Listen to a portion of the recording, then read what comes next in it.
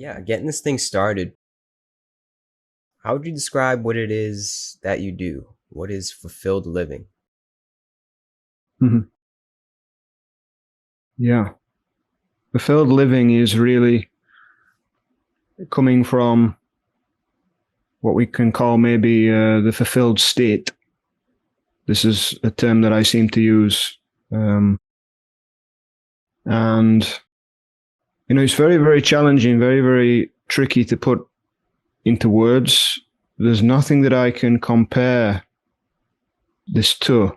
So it's very difficult to try and translate it into some kind of language. But I think at least what was the experience here, and I think it's the same for many other beings, is that there's this innate sense of fulfillment that each one of us has within. And it seems that the society has, when we have taken on the collective mind, if you will, the generational human thought, and we're operating through that, then it seems to create this sense of an unfulfilled state. Mm-hmm. Yeah. And so, and we could also say this is unnatural as well. It is an unnatural state. If we look at the animals, we look at nature, everything is operating in a pure flow, and everything is complete within itself. Mm-hmm.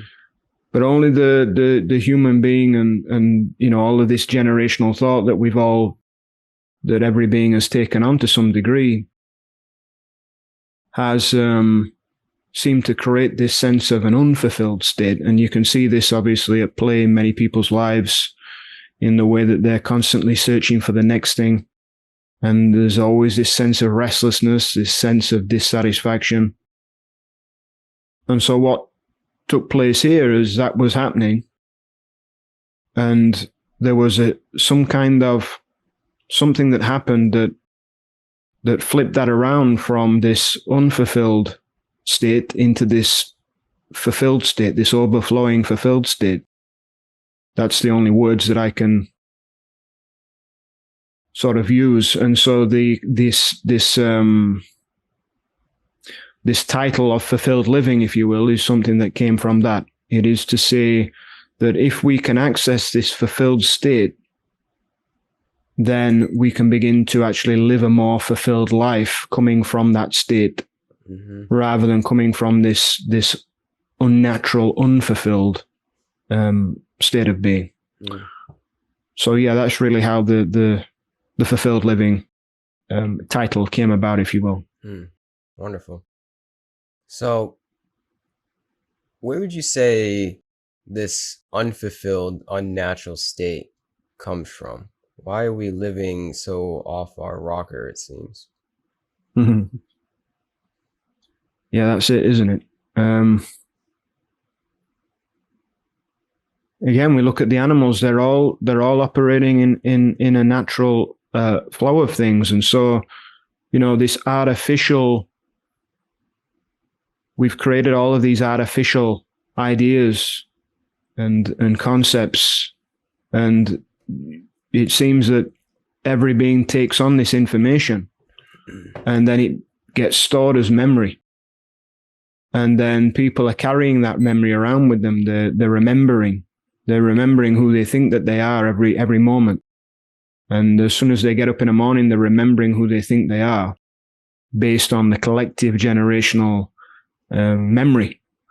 And this is, of course, artificial. It's made of language. It's all language. And also it's, of course, images and imprints, snapshots that have been taken of apparent events that have happened. And then people tend to live through that. And so this seems to somehow obscure this fulfilled state, almost like some kind of veil or some kind of like a fog. There's this kind of fog there that's stopping someone from seeing what is actually there, but they can't see what is there because all that they can see is this generational memory, which has been stored in the system. Mm-hmm. And so it's a bit like if we think of a laptop, if we think of the laptop as the hardware, and then we think of the things you can download onto the laptop as the software. Well, of course, if we download software onto the hardware, then the software can change the way that the hardware functions. And then it's not in its original state anymore. And so it seems to be the case with the body, is that the body, there's this original natural condition that is there, and then somehow all this generational memory is downloaded, taken on, and then the whole functioning of this body starts to operate differently, and a being then experiences through that operating software or that operating system. Yeah. And so then it's a being cannot see. There's no way of being in contact with what is actually here. They're only seeing this kind of experience that's being created, this kind of dream world experience, this kind of hallucination, almost we could say. And of course, what comes from that is a lot of the unhappiness that people experience and the misery, and also, of course, there can be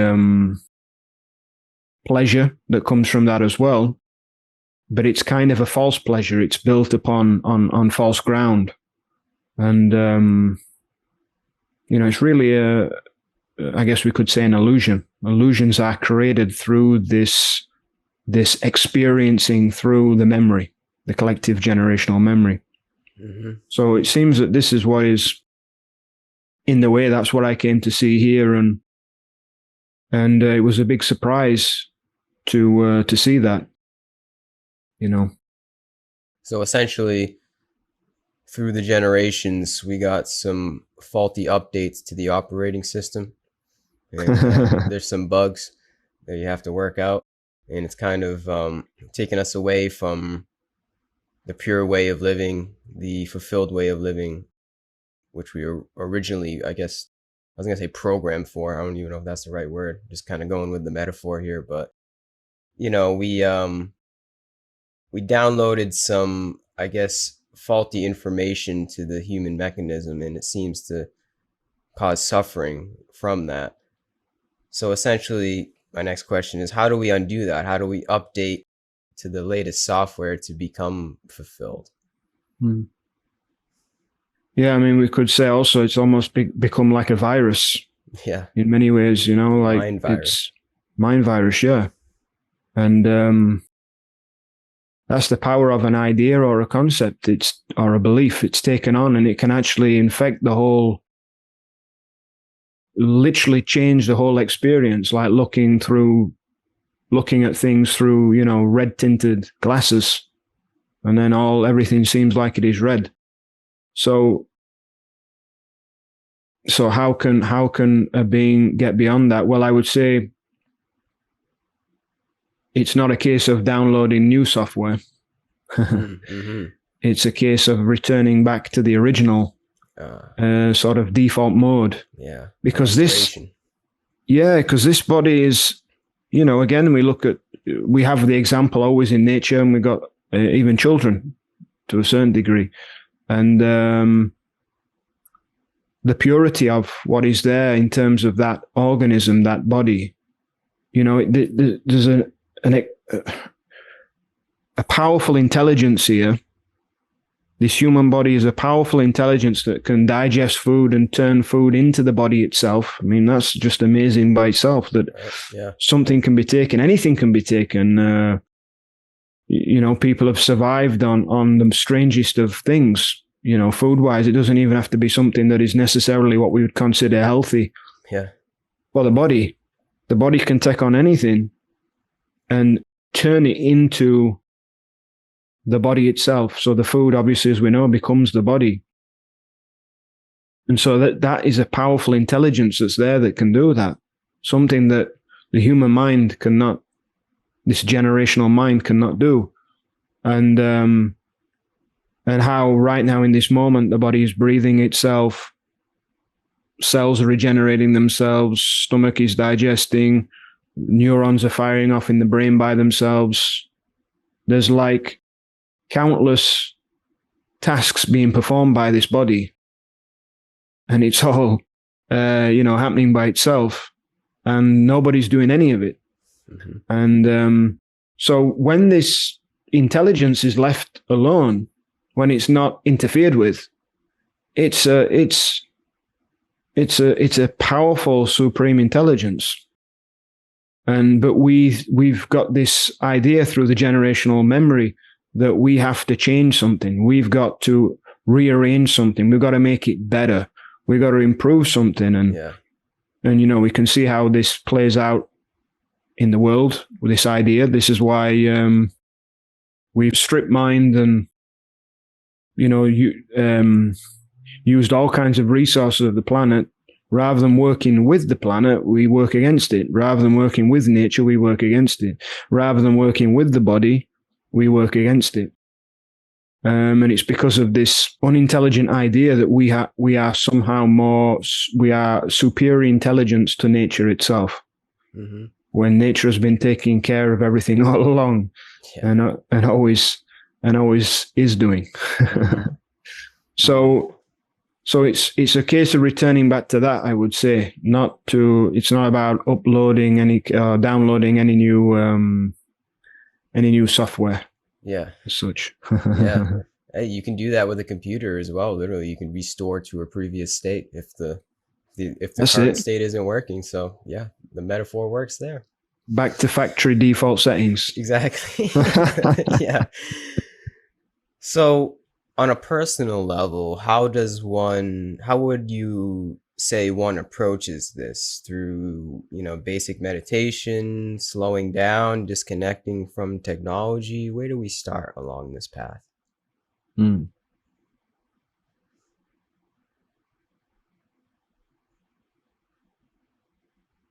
Yeah, well, there are approaches that certainly,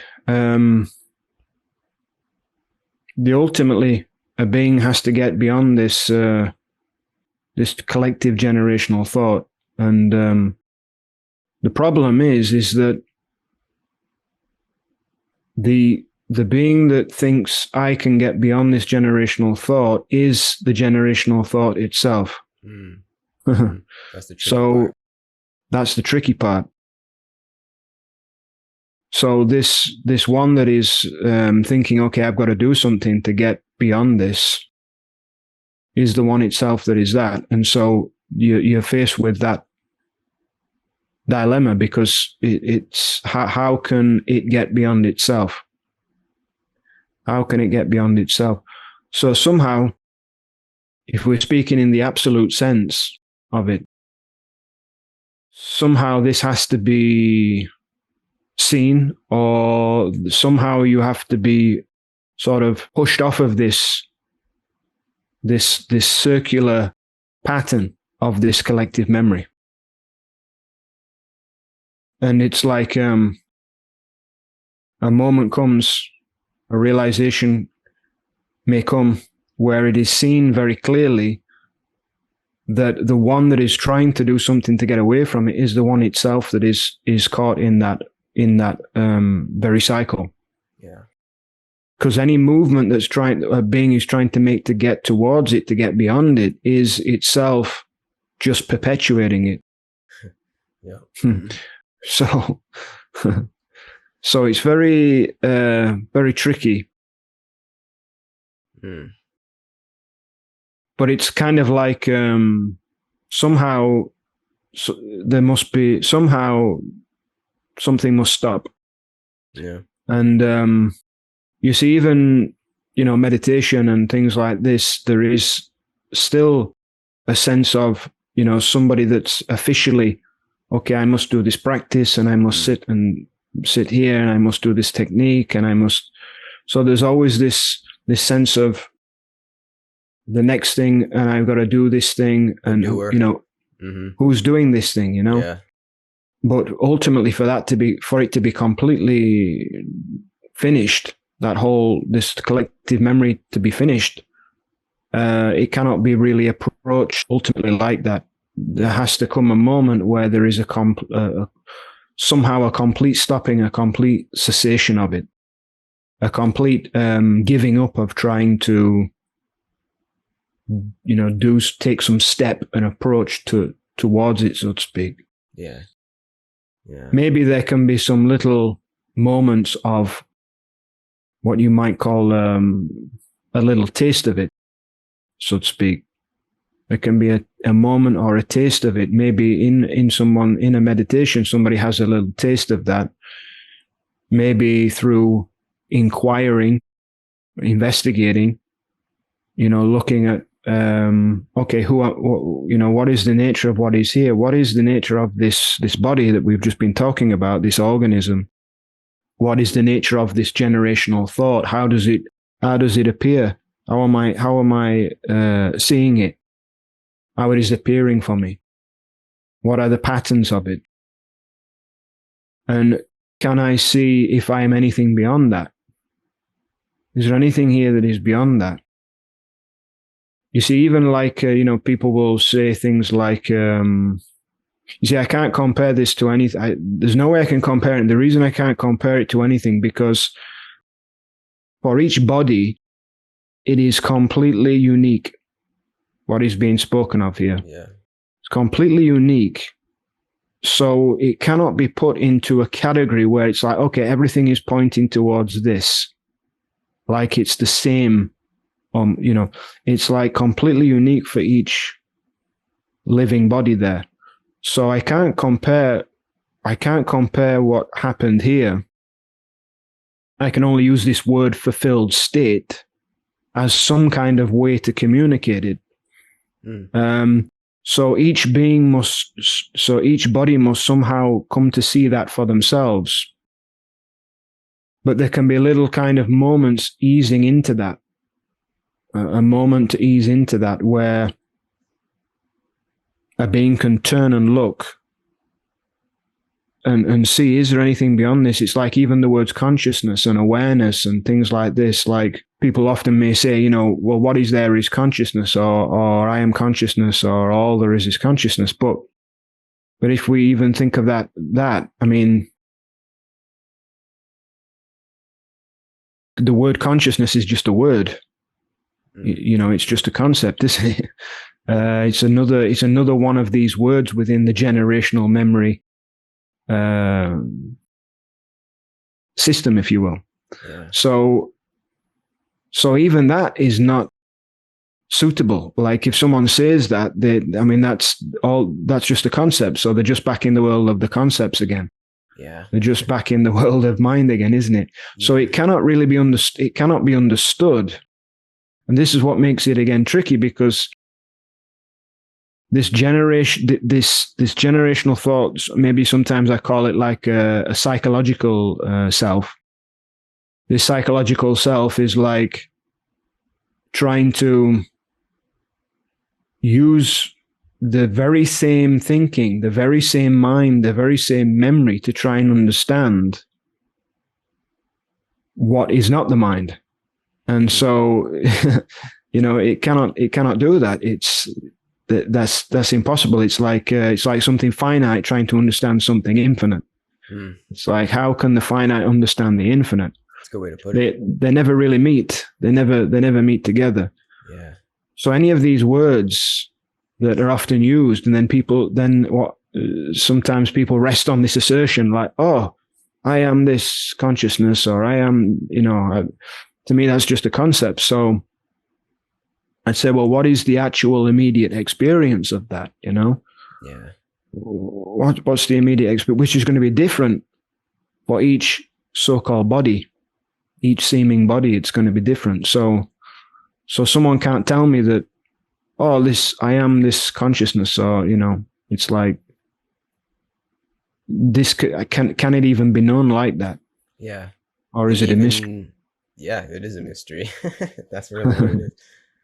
And even the concept of no concept, go beyond that concept as well. It Go seems to beyond be. that. Yeah, go beyond. It's always the beyond. There's never a moment of figuring it out. But even beyond as well, like, I mean, of course, we can go on and on like this, Yeah, and yeah, and that's, again, that is part of the trap of the mind, and even to say to go beyond is, it's like, well, is what is really here beyond? You know, beyond makes it sound like it's like somewhere far away, isn't it? You know, true. beyond, you got to go far away. You got to, you know, like, how much distance is it away? Hmm. And so even that has to be kind of thrown out. And but this is the limitation of the language Yeah, that exactly. is being used. So somehow that has to stop, and that has to be seen to be completely ridiculous and futile, and that the mind cannot understand. And sometimes I say that, you know, all that I can understand is that I don't understand anything. I mean, that's like literally the only thing I can understand is that I don't understand. And so then it's like, well, okay, where do you go from there? Mm. It's like, okay, now you've hit a brick wall. So, Mm.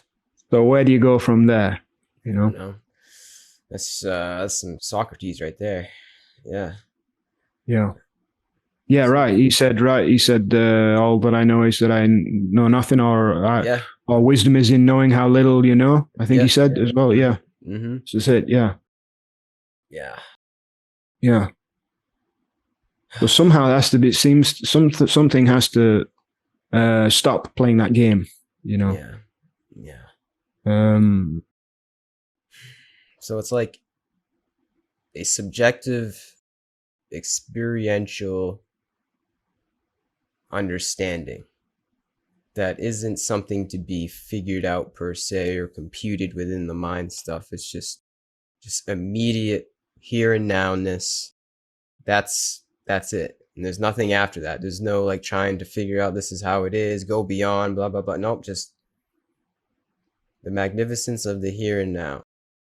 And it obviously goes beyond me explaining it in that way, but that's kind of touching upon the essence. It's like a subjective, just subjective, immediate awe of the moment. Is that a somewhat e- apt description?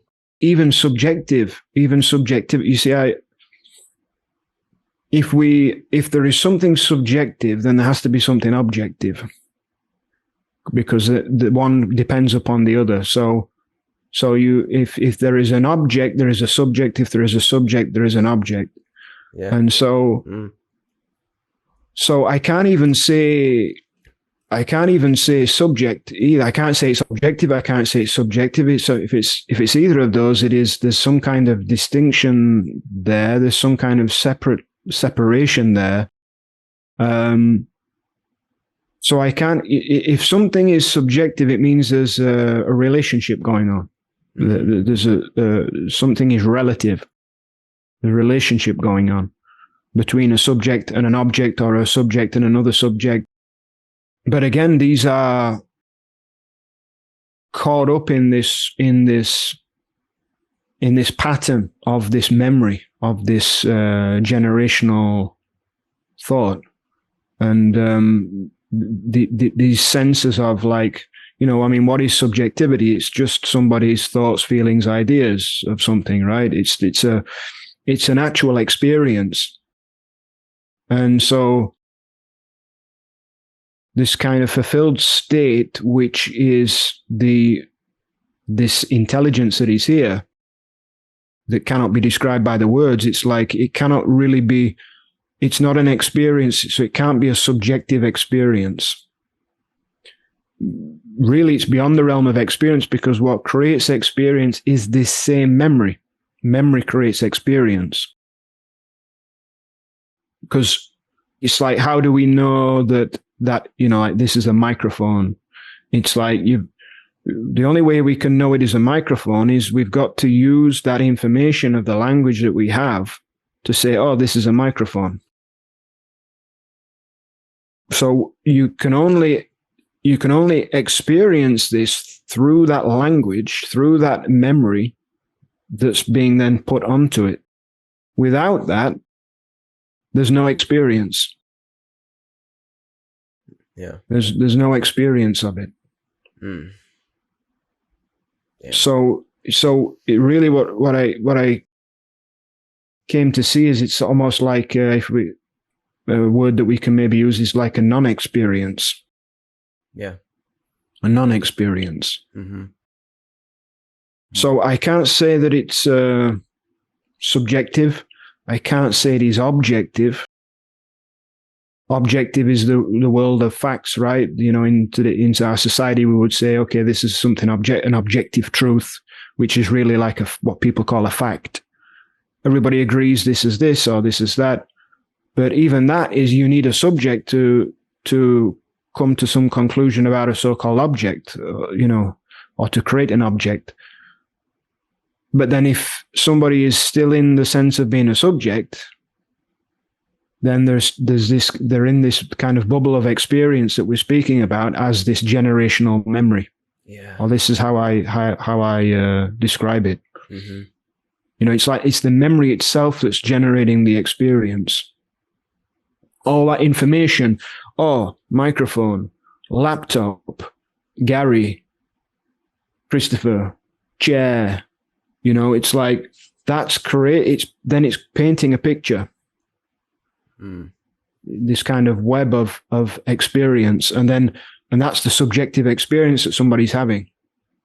And this is why, you know, I've heard it said before, there's not one world, there's 8 billion different worlds.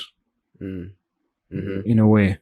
Yeah. So we can say that in a relative sense, because to me, the world is this mind, the world is this generational memory that is the unnatural state, if you will, Wow. or the unfulfilled state. Yeah. This is powerful stuff. I think what's important about what you said is it's a non-experience. And if one goes and studies Buddhist terminology, a lot of the terms are negative terms like that. And not negative as in like bad. Negative as in there's not a solid, conclusive idea. It's like a non-idea, which I guess is better than being at an idea, if that makes sense. It's something that is, like non-duality. It's something that negates. So would you say this is like the path of negation, a sort of path of finding out what you're not, finding out that you're not all of the story, the generational hubbub that we tell ourselves? It's more so finding out what we're not. Mm-hmm. Maybe this is one way it could be looked at. Maybe another way is to say a being is finding out what they are in the sense of everything that they have experienced themselves to be. You know, when most people say I, like, it is all of this, isn't it? It is all of the experience. It is all of the memory. It is all of the this generational collective thought. That is what they are, in a sense. That is what they are, because that's all that's there. So this is why the question of even, the word beyond, so to speak, I again, this is the trickiness of the language, but it's like implying, okay, there's a you there that is beyond this generational memory. But what was seen here is that there is nothing beyond that generational memory. There is nothing there that is beyond that generational memory. That's why I can't say like consciousness or all these kinds of things, because like that you have to use the generational memory for that. Yeah. So you got to say, oh, what I am is consciousness. Oh, what I am is self, or what I am is no self, or what I am, right? It's like all of these things that are trying to be imposed upon it, which are all just part of that experience again, being locked into that experience again. But what I saw here is that there is not like a you or an I, let's say, that is other than this generational memory.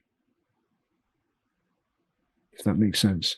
Yeah. See, that I mean, it might can't make sense, seem, but it doesn't make sense exactly. And that's the thing, is if anybody's listening to this and just listening to the words, it's like it only goes so far, man. This It's not like you can listen to a podcast and get it. It might be able to guide one in a sort of direction in one's life, maybe, potentially. Well, we have to recognize that it's all just fingers pointing at the moon. It's all, you're never going to just get it from somebody talking. And that's why sometimes I think while I'm doing these podcasts, we're saying this stuff. It's like, what are we doing? Like, how much more do I have to say? just entertainment, isn't it? It's just entertainment. At the end of the day, it really is. I mean, it's better entertainment, I guess, than some TikTok dances, but I don't know, is it? I guess it is, but it's just entertainment, like you said. It really is just entertainment at the end of the day. Well, let I me mean, ask you that. Like, what do you see, how do you see this as like a service to others, or do you even see this as a service to others? Like, everything that you do on your channel, us doing this podcast right now, what is the purpose of having these conversations for others and yourself? Like, why do we do this? mhm. Yeah. I mean, I guess that's like saying, why does the bird fly? Yeah, You yeah, know, that's a good way to put it. Why does the why bird does fly? why does the bird fly? Um, it seems to be its nature. Yeah, And so, this kind of exploration or speaking or sharing or is just like you were saying about there's someone doing a TikTok dance. Well, that's their nature to do the TikTok dance. It's the nature of this one maybe to speak about this, and also what is being asked of it, what's being asked of it. So like somebody may approach and say, oh, this and this, and then all of a sudden something's coming out and saying, oh, this and this. It's like just it's a response. That's what I found, is that this fulfilled state, if I can use that word, is like a pure response. mm, Whereas yeah, this generational memory is like a reaction. It's all a yeah. reaction. An impure reaction, rather than a pure response. That's good. Just That's a good. reaction from this generational thought, right? What's been put into it, the patterns that's been put in there. It's just reacting to everything, reacting, and like automatic. It's very automatic. But there's something about this organism, the body. There's something about the body and nature that is got its. There's a life to it. Obviously, there's an aliveness to it. So there's a response. It's not automatic. It's not robotic. But the artificial, of course, the word artificial means man-made. The artificial generational memory and thought that has been put in, like software on a program on a hardware system, is reacting to things constantly. Mm-hmm. It's like a snap reaction. Mm. And this is what sometimes people can experience, is that they feel like something is just out of their control. It's compulsive, reactive. They just react in this way. They always react in that way. And this creates this kind of sense of a trap or a loop, repeating the same cycles, Yeah. kind of over and over again. But this intelligence, when it's not being interfered with, it's a pure response. There's an alive response coming out. And so then whatever it does is whatever it does. Mm. So whether it's speaking or whether it's doing a TikTok dance or or whatever it may be, that's how it will be. But a lot of what is being done out of that generational thought. So like maybe the idea of the TikTok dance, maybe people are doing that because they've seen other people do it and they think that's what is the social thing to do. Yeah. So they've had that idea implanted in the mind and they're living through that experience of that. And so they think, oh, that's what I must do. Obviously, who they think they are is that kind of psychological self of this generational thought. So it's like, oh yes, how I get ahead in life is I do a TikTok dance, people see me, maybe I get famous on TikTok or something, and that makes my life better. And people appreciate me more, or love me. And so it's a reaction. Yeah. And these reactions just continue like It's a cycle. loops. Yep. Yeah. Yeah. So do you feel as though there is some kind of alignment that comes from this pure response?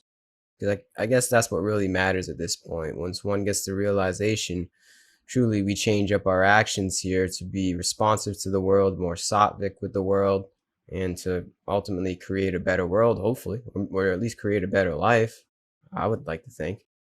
I guess what I'm getting at here is, you know, our actions seem to change, even though it's not out of reactivity. It's more so, like you said, just a natural flowing response to the comings and goings of the world.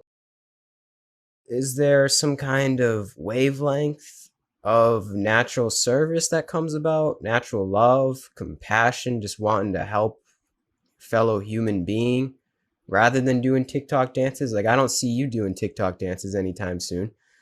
You get my point? Like, is there some kind of, is there I've got a secret account. Yeah, maybe. Hey, I'm not judging. You know what I mean, though? Is there some kind of like wavelength that once you get a certain realization about oneself or no self that we take on and bring into the world that you could describe?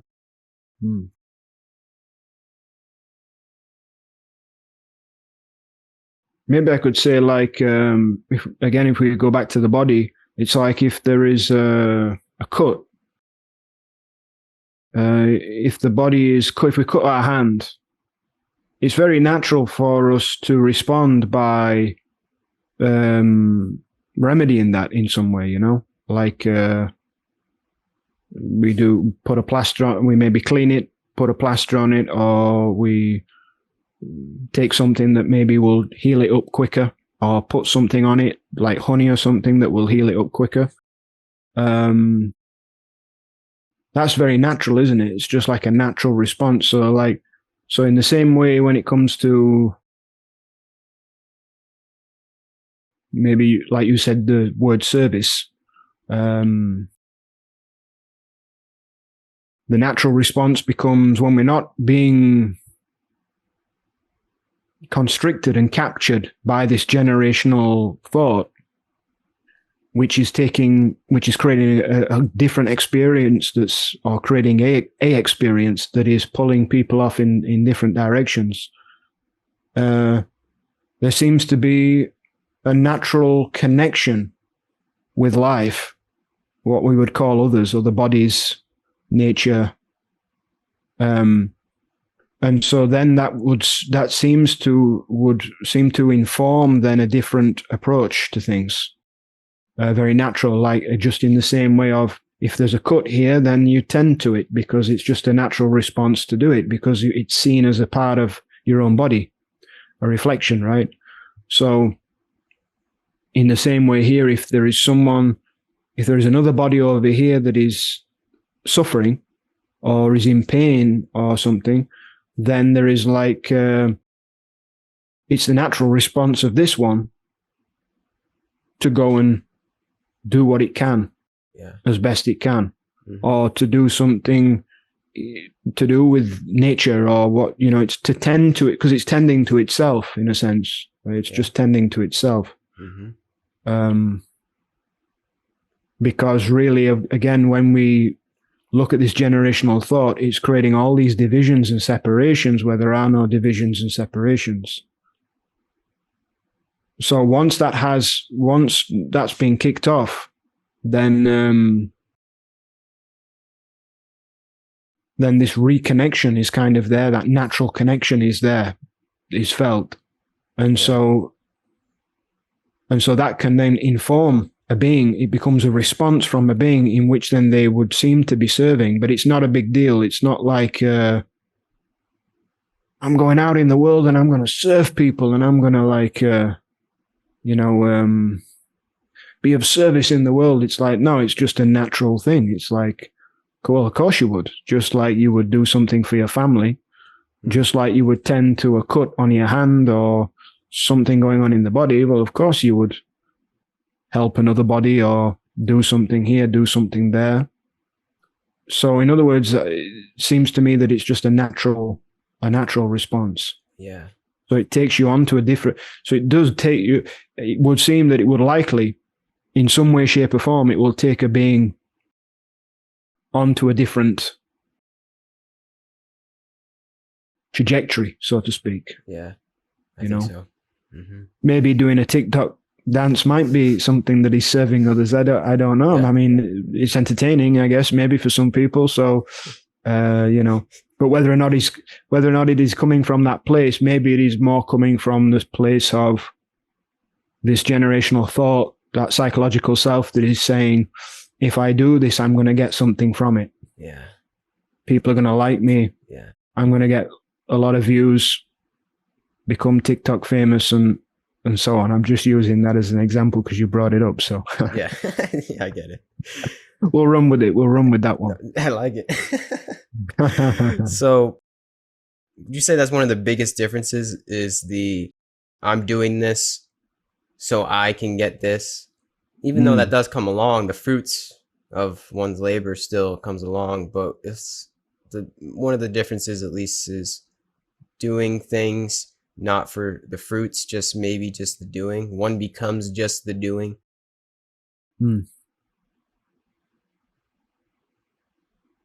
Well, it can be no other way when the generational thought has ceased in a being.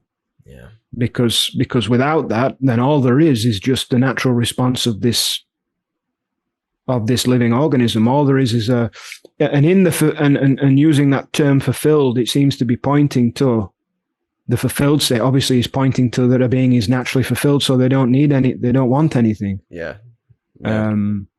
They don't want anything. So it's not like, okay, I am going to do this to get this from you, or to do it because it fulfills an idea that I have of myself, an opinion of myself, like I'm a good person or I'm a spiritual person or whatever. It's like, no, it's just all there is just the action. Yeah. It's just the pure action there. But through that psychological self, which is part of that generational thought, it is like always saying, I am doing this to get something. Mm-hmm. So I am doing it as this psychological self. I am doing it, and I'm doing it to get something. Yeah. And I won't be fulfilled until I get that something. You got it. And I won't be fulfilled until I get something. And so, of course, that is the unfulfilled state, because just by that very thought that he's saying, I will do something to get something, it's already showing there that it's unfulfilled. Yeah. Mm-hmm. Straight away right there. Yeah. And it can be no other way, because that is what is blocking. That is the one that is in the way of the natural fulfillment that is already there. Yeah. It seems to have started young when, I remember when I was at school, there were two questions that I was asked at school. And the one question was, what do you want to be when you grow up, and what do you want to do when you grow up? Seems like harmless enough questions, but what the question seems to be implying when it was asked is like, you're not already enough as you are. You're inadequate in some way, so you've got to do something more. This moment is not enough. You got to do something more, and you're not enough. You got to be something more. And so, if that gets taken on as an idea as a belief, then that very idea itself is the one that is then creating the sense, the experience of being unfulfilled. Yeah. And, I agree. and this seems to be done at a young age to all the kids. I think so. Yeah. I would say just the entire schooling system instills that. Indirectly or directly with that question, it instills that idea of you're not enough. Yeah. Yeah. You got to pass a test. You got to be accepted socially. You're not enough. Yeah. It's just the whole school, man. I don't know. Yeah. And the school system also is another big thing that is part of this generational thought is the approval. Yeah. You gotta do this, pass this test, and then we will give you approval.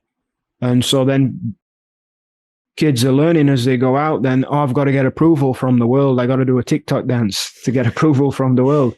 So that's going to be the theme throughout the whole of this conversation is the TikTok dance. But but no, this is what it is. So this is part of this generational thought, Yeah. and it's creating this. Again, it's like it's a hallucination. Yeah. It's a hallucination, but it's a movie going on inside. It's a movie going on inside the body, so to speak. And then there is a sense of someone being the main character of that. They're the main character of this hallucinated movie that they're experiencing in their head. And all of that is a fabrication of the generational thought that has been taken on and that is being remembered constantly. Remembered, put together constantly from the moment that a being wakes up. Yeah. So, and then built into that is naturally an unfulfilled state, being unfulfilled. Somehow that has to, that spell has to be broken. Yeah. If a being doesn't want to feel unfulfilled. Yeah. Which I would say most beings don't want to feel unfulfilled. Yeah. Right. That's why they're doing everything that they're doing, because they think that one day that will bring the fulfillment. Yeah. Career, relationship, the next material possession, the next vacation, even spiritual path, like it's all one day I get there and then I will be fulfilled. Yep. Maybe this. Oh, maybe that. Nope. Maybe this. It's all a bunch of maybes. Maybe. Yeah. Yep. Which is just an idea in the head. It's just their idea that they've taken on in there, but it's not even their idea. It's what has been taken on from the outside, but then it's been, it's replaying. They're giving it's being given weight, through that psychological self. Yeah. Good stuff. Wow. Yeah. I don't really know what else to say, to be honest with you. I don't know where else. It's tricky where to go from it, isn't it? Yeah. I don't know what else we can say. I think we can probably start to wrap this thing up. I mean, do you have anything else that you want to say relating to this?